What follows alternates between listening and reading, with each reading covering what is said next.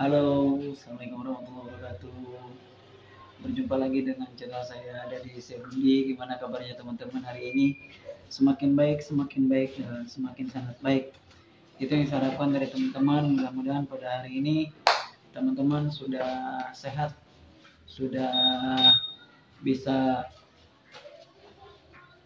beraktivitas seperti biasa, sudah bisa makan enak dan sudah bisa mengalihkan sensasinya, ya seperti itu. Oke teman-teman, yang belum subscribe silahkan di subscribe channel saya dengan ikhlas, ya mudah-mudahan channelnya nanti bermanfaat untuk teman-teman dan bisa membantu orang-orang yang menderita anxiety dan psikosomatis, ya seperti itu.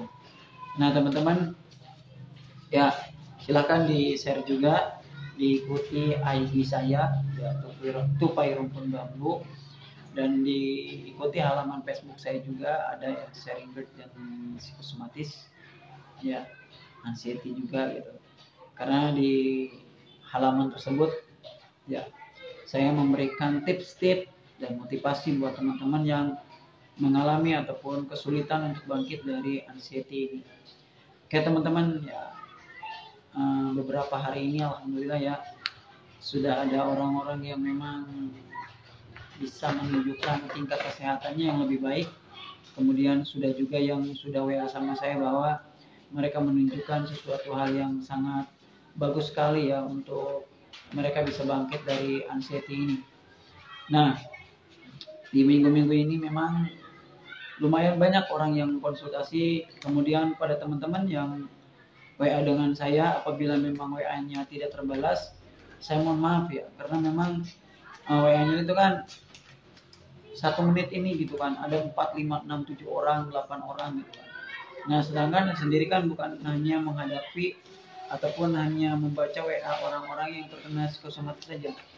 Tapi banyak lagi gitu kan kerjaan saya yang harus saya kerjakan, sehingga selang 1 jam saja saya tidak membalas WA, maka itu sudah ratusan WA yang menumpuk gitu kan. Jadi belum saya sempat balas, akhirnya ada yang bawa gitu kan.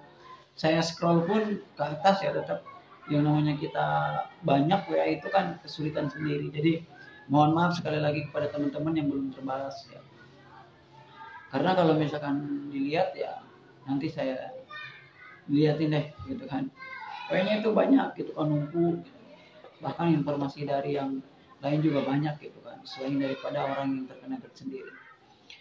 Nah teman-teman, kemarin tuh ceritanya saya lagi ngaji ya, ngaji, kemudian ada seorang ustadz yang ceramah yang menurut saya ceramahnya itu bagus ya, bagus, kemudian um, kosakatanya bagus, bahasanya juga bagus, dan ada memang ceramahnya itu yang saya ambil hikmahnya itu sangat luar biasa gitu kan.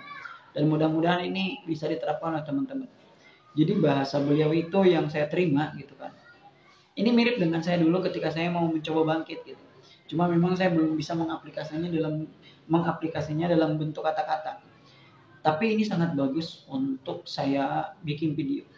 Jadi bahasanya itu adalah berdamai dengan keadaan dan berdamai dengan takdir. Ya, itu bahasa beliau gitu. Nah, jadi teman-teman gini, kenapa sih kita masih tidak menerima dengan keadaan kita saat ini? Seharusnya teman-teman itu sudah bisa menerima dengan keadaan kita. Kita berdamai dengan keadaan kita yang sekarang, gitu. Yang jauh berbeda dengan sebelumnya, gitu kan? Atau 3 tahun yang lalu, 2 tahun yang lalu, atau sebulan yang lalu. Bagi teman-teman yang merasakan anxiety dan GERD itu kan, kita setiap hari ada rasa sakit di dalam tubuh kita, ada rasa sensasi di dalam tubuh kita. Nah, berdamai dengan keadaan. Keadaan sekarang itu teman-teman jauh berbeda dengan pada yang sebelumnya.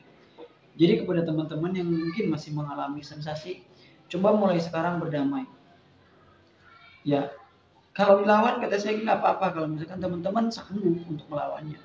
Tapi berdamai itu lebih baik, gitu kan. Berdamai dengan keadaan. Keadaan kita yang sekarang itu orang yang berbeda dari sebelumnya. Ya, keadaan kita yang sekarang itu ya kita itu berbeda gitu kan. Cara makannya kita berbeda, cara kerjanya juga berbeda, cara makannya berbeda gitu kan, cara aktivitasnya berbeda. Ada batasan yang memang kita harus buat di dalam diri kita. Lalu bagaimana dengan yang sudah sembuh? Kalau sudah sembuh sih oke-oke saja gitu kan. Kalau yang sudah sembuh mau makan apapun oke-oke saja. Ya. Nah, ini menarik gitu kan. Karena mungkin teman-teman sekarang ini belum bisa berdamai, belum bisa mengerti dengan keadaan diri kita gitu kan. Harusnya kita sudah bisa mengerti, dan saya yakin penyakit ini itu akan sembuh, penyakit ini akan bisa dikendalikan gitu kan. Bahkan ada yang bertanya di kolom komentar di YouTube saya, penyakit ini bisa sembuh tidak? Saya bilang, saya yakin bisa sembuh, dan juga saya yakin bisa kumat. Ya, kita berpikir sederhana. Yang namanya sakit gigi, kadang muncul, kadang sembuh. Yang sakit kepala, kadang sembuh, kadang muncul. Ya, seperti itu. Nah, jadi kalau misalkan kita berdamai dengan keadaan kita yang sekarang, kita bisa menerima artinya.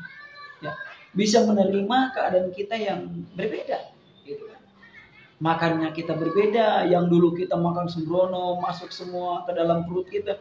Sekarang ya, keadaannya berbeda, dibatasi. Nggak boleh makan bersantan, nggak boleh minum kopi, nggak boleh makan yang pedas-pedas, nggak boleh makan yang asam-asam. Nah itu kita harus mengerti keadaan kita, berdamai dengan keadaan kita. Kita nggak bisa lagi begadang seperti dulu, kita nggak bisa lagi yang namanya aktivitas seperti dulu. Walaupun kita memaksakan, yang ada adalah tekanan buat kita. Kapan saya sembuh, kapan saya bisa makan enak, ya seperti itu. Ya, jadi kita harus bisa berdamai dengan keadaan kita. Kemudian berdamai dengan takdir.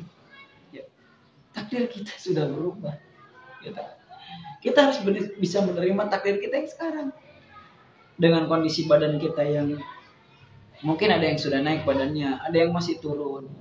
Ya, kalau misalkan masih turun sih nggak jadi masalah. Ya, yang naik juga nggak jadi masalah. Yang penting jangan dijadikan beban. Ya, takdir kita itu jangan jadikan beban. Saya menyesal dengan keadaan seperti ini. Jangan menyesal. Terima dengan lapang dada. Terima dengan ikhlas kita yang memang berbeda. Gitu kan. Ya, takdir itu kan sudah berbeda. Sudah ada tulisannya. Ya, tapi kita harus bersyukur. Bersyukurnya kenapa? Mungkin kita diberikan teguran seperti ini tuh, Tuhan itu sayang sama kita. Allah itu sedang rindu sama kita. Gitu kan. Sehingga memberikan sesuatu hal yang supaya kita itu ingat kepadanya, gitu kan. Sesuatu hal yang memang kita selama ini lupa terhadapnya, gitu. Nah sekarang itu diingatkan kita supaya lebih dekat lagi, kita supaya lebih intens lagi dengan Sang Pencipta kita.